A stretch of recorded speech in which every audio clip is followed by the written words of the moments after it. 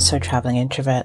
Today I want to talk about creativity, and that can be within your business or within the job that you do. There's an ongoing joke, I guess, that I don't consider myself to be creative, but we are all human and we all think of different ways to do things. We all work in some way, shape or form, whether it be in the house or outside of the house. We all think about things. We all daydream. So as humans, we are all creative. And so one of the things I'm doing this year is kind of leaning into that a little bit. So that's why I want to talk about creativity. Any solution starts with creativity, the ability to think or form an idea that somehow or some way brings value that is different or new at that point in time. And I don't mean that you've reinvented the wheel. I just mean for your what particular obstacle you are facing or solution that is needed. And creativity inspires innovation and solves problems that improves people's daily and overall lives. That could be yours, it could be your pets. It doesn't just have to be people's daily lives. Therefore, just thinking about ways that you can be creative or to draw creativity into your life, your daily life, is really helpful. So I want to talk about a couple ways that you can do that.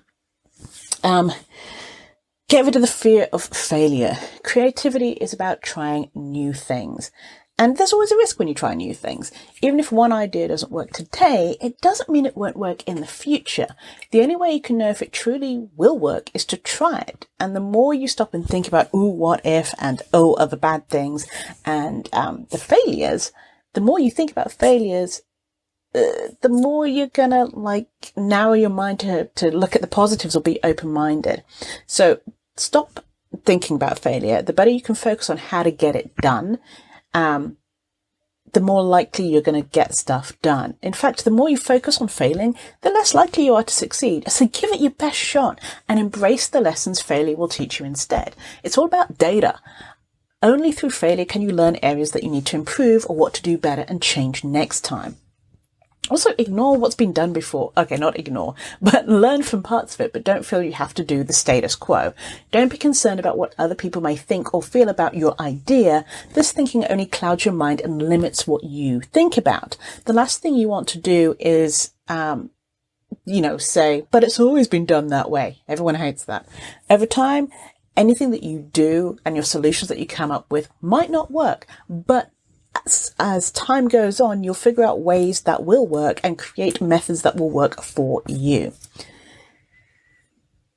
And creativity doesn't follow a set schedule. While you may learn it, it's best to give yourself more freedom and reduce outside pressure. Fill your workspace with materials that encourage you to be creative.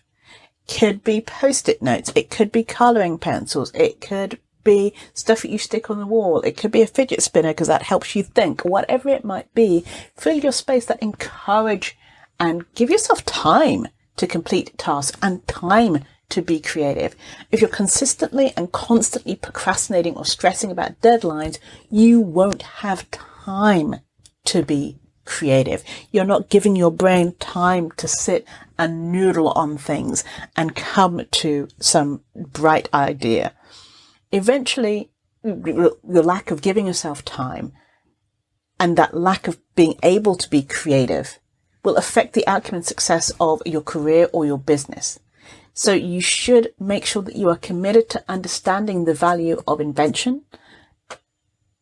And so creativity and invention go hand in hand.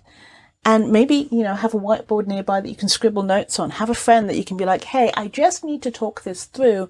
Because if that's how your brain processes, that's super helpful. Figuring out how you process things and how you come to conclusions and how you come up with ideas and how much space and time you need to do so is imperative for you to move forward and be creative in your career and your business. Thank you for listening. This is Janice at thecareerintrovert.com, helping you build your brand and get hired. Have a great rest of your week.